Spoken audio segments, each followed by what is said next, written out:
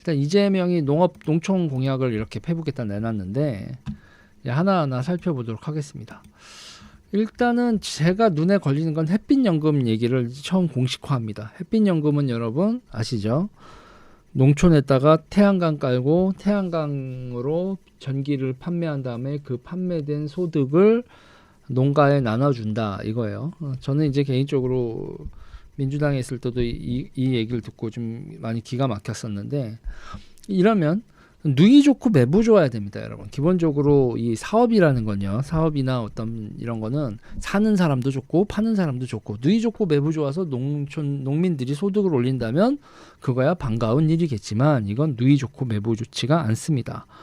왜냐? 전기 발전 단가가 너무 비싸요. 태양광도 REC가 붙고 뭐해서 180원, 뭐 220원 이런데, 이런 단가의 전기 요금을 우리나라 국민들이 부담을 하게 되면 산업과 가계 그리고 모든 물가 비용이 다 올라갑니다. 이런 식으로 에너지 판매가 돼서 농가의 소득이 올리는 건 농민들은 좋을 수 있지만 국가 경제 그리고 에너지 구매자들한테는 좋지 않은 거다. 이거 분명히 제가 전제로 깔고 하겠습니다. 그리고 이재명은 이렇게 얘기를 하면서 여기다가 기후 농업이라고 해요. 기후 농정이란 말을 씁니다. 기후 농정이라는 말을 쓰는데 이거 여러분 나라 말아먹을 빌드업이 될 것이다. 제가 이렇게 얘기를 드려요. 일단은 이재명이 이렇게 얘기합니다. 농업은 더 이상 1차 산업이 아니다. 식량 주권을 지키고 국가 안보를 책임지는 전략 산업이다. 이렇게 얘기하는데, 여러분 우리는요 농산물을 생산해서 식량 안보를 획득할 수가 없는 나라라는 걸 여러분 직시해야 됩니다. 그리고 농업 있잖아요. 그러니까 우리가 식량 안보를 생각을 하면 교역로, 우리가 농산물 사오는 교역로를 어떻게 안전하게 지키는가, 이거를 중심으로 식량 주권, 식량 안보를 생각을 해야지, 이거를 생산해서 메꾸겠다고 하면 답이 없어요. 그리고 이제 농업은 더 이상 1차 산업이 아니기 때문에 전략 산업으로 격상시키겠다고 합니다. 국제 곡물 시장이 불안정한 상황에서 전략 산업으로 격상시키겠다고 얘기하는데, 그러면 전략 산업으로 지정을 하면 지금 농촌은요, 여러분, 농촌의 가장 큰 문제가 뭐겠어요? 고령화죠. 고령화고요. 그리고 고령화에다가 소농 위주입니다. 고로 또 대한민국 농업에서는 여러분 기술 혁신이 벌어지지 않고 규모의 경제가 발생하지 않아요. 그러면 전략 산업이라고 하면 여러분 이게 수익이 남고 그리고 수출도 가능하고 나라의 존립 기반을 다지는 그런 성격의 것이라고 생각을 하면, 농업은요 여러분 박리다매입니다. 농업은요 기본적으로 곡물이나 이런 거 식량 안보의 측면으로 가면 박리다매일 수밖에 없고, 그러려면 한 명의 농부가 지금보다 5배 정도의 농지를 운영을 하면서 거기서 생산성 혁신을 해서 농업을 하면 대한민국 농민들의 고소득이 실현이 돼요. 박리다매, 지금보다 평균 농지 5배 이상을 늘리고 기술 혁신을 해서, 그래서 기술 혁신을 다 받아들인다면 조금씩 남기지만 5배를 더 하게 되니, 그러면 쌀로 2천만 원 벌던 사람이 1억이 돼서 생산성 그리고 가격 뭐 다 잡을 수 있는 구조가 나온다고요. 라고 저는 알고 있거든요. 그러니까 지금 소농 위주의 고령화 위주로인 상태에서 이거를 깨트리고 젊은 사람들과 기술이 들어간 농업을 할 수 있는 전략 산업으로서의 진짜 포지션을 간다면 그 부분에 있어서도 좀 짚고 넘어가 주실 필요가 있다라고 이재명 후보에게 말씀을 드리고 대한민국 정치인들에게도 말씀을 드리는 바입니다. 그리고 식량 자급률 향상을 시키겠다고 하는데, 여기서 정말 문제가 되는 건요, 여러분.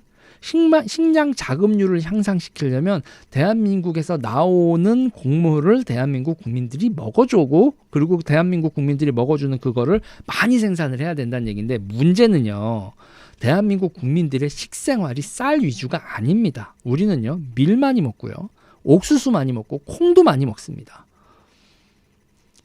지금 대한민국의 기후에 맞는 농산물로 식량 자립도를 높일 수가 없어요.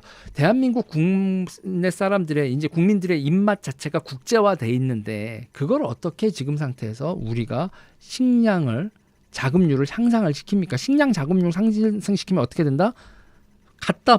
창고에 있다 갖다 버리는 쌀만 늘어날 뿐이다.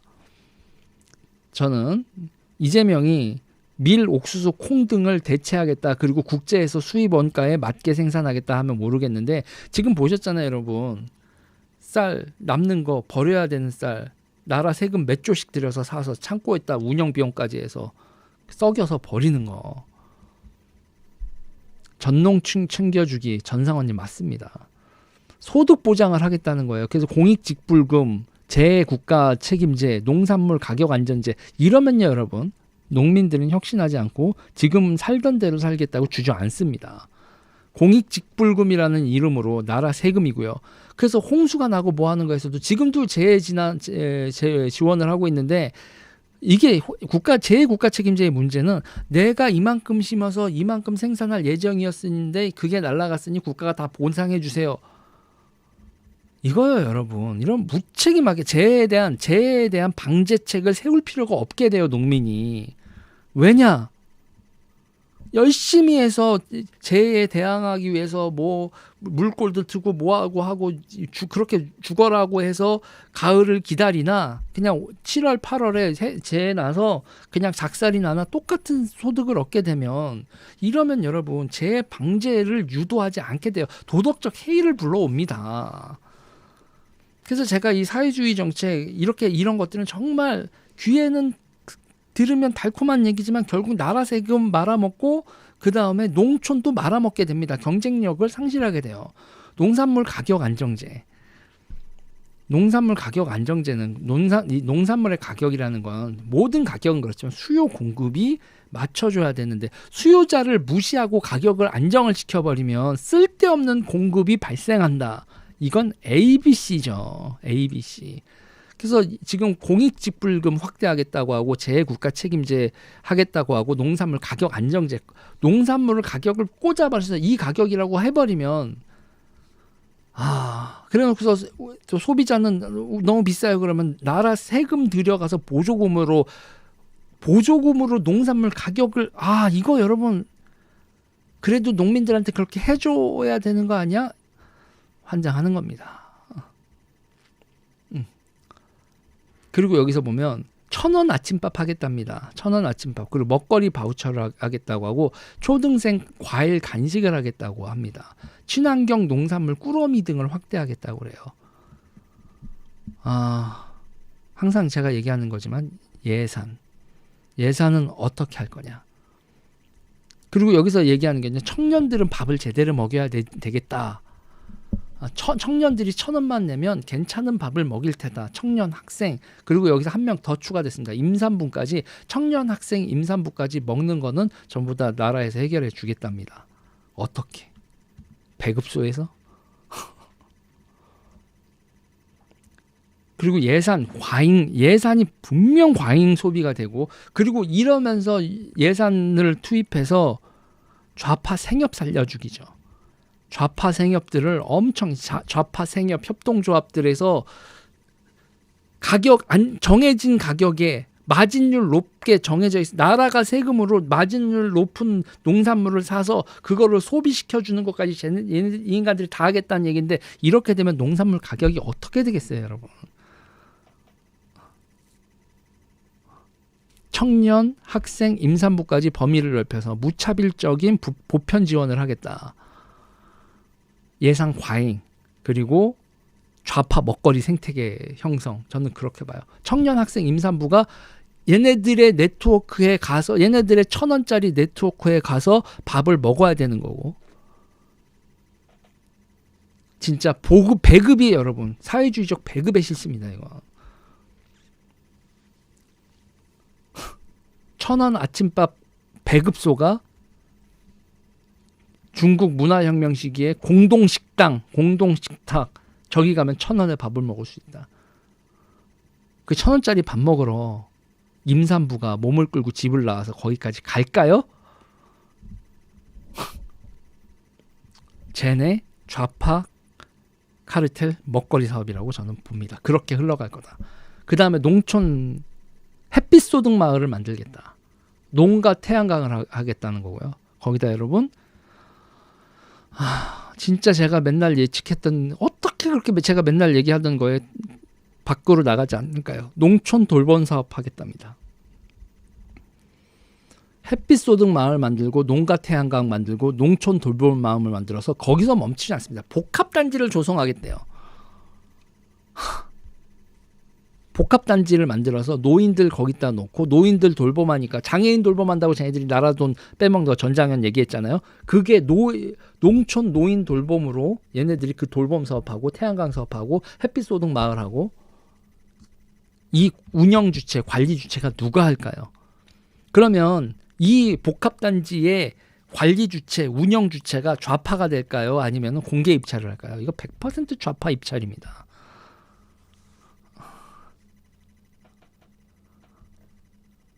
이거요. 농촌 빈집 새롭게 재생에 새롭게 단장하는 돈 나라 세금으로 한다는 거고요. 체류형 복합단지 그것도 나라 세금으로 만든다는 거고요. 거기에 사람 집어넣고 그 사람들 먹여 살리는 운영하는 거 가두리 치고 먹여 살리고 운영하는 거 나라 세금으로 좌파 비즈니스로 하겠다는 겁니다.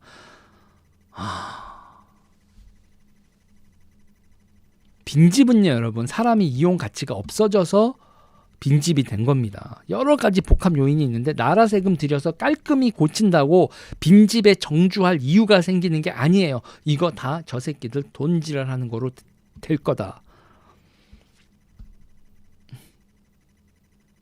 그리고 분명히 제가 보는 거는 이재명 공약 하나하나는 전부 다 배후 집단들이 있습니다. 배후 카르텔이 있고 이 정책을 통해서 먹고 살려고 프로그램을 만들어 놓은 집단이 있어요. 좌파가 이래서 무섭습니다. 조직이 있고 사업이 있고 그리고 정치 조직이 그 정치 조직이 그거를 대선 후보를 서포트하고 대선 후보와 이 조직 사이에는 딜을 하고 주고받고 이 가운데 나라는 없어요. 나라는 없다.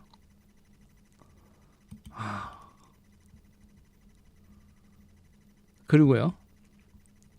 농업의 세대 교체하고 일선 지원하겠답니다. 퇴직연금, 은퇴 직불제, 계절 근로제 확대, 청년 여성을 지원하겠다고 하는데요. 은퇴 직불제. 여러분 있잖아요. 이렇게 되면 그냥 농촌에 가서 뭉개면 돈을 버는 겁니다. 은퇴 직불제, 청년 노동 지원 정책 이거 이때까지 없었어요? 지금까지 맨날 대한민국에서 하던 짓 아닙니까? 실질 참여율이 답이 안 나오는 건데 이걸 하겠다는 거고 그리고 계절 근로자, 외국인 계절 근로자 하나만 물어봅시다. 이재명 후보님, 외국인 계절 근로자들한테 최저임금 적용할 거죠? 그리고 또 하나 외국인 계절 근로자 받아들인 다음에 불법 노동자 되는 거 어떻게 관리할 겁니까? 출입국 관리 어떻게 할 거예요? 그리고 이들이 계절 노동자로 왔을 때 일시적으로 주거할 공간 또 그것도 뭐 컨테이너 박스 이런 거 만든 다음에 나라에서 월세 내주고 임금할 뭐 이런 식으로 또 좌파 먹거리 만들 겁니까? 그리고 푸드테크, K푸드 산업화 이런 얘기를 하는데 저는 분명히 기억합니다. 비비고가 그러니까 CJ가 만두 만들 때 대기업이 만두 만들어서 되겠어요라고 반대했었던 게 좌파입니다. 푸드테크, 스마트 농업, K푸드 수출 산업화 한다고 하면서 그러면서 이거를 기업이 아닌 협동조합, 농촌에서 하겠다는 거예요. 이건 그냥 기업이 하게 풀어라.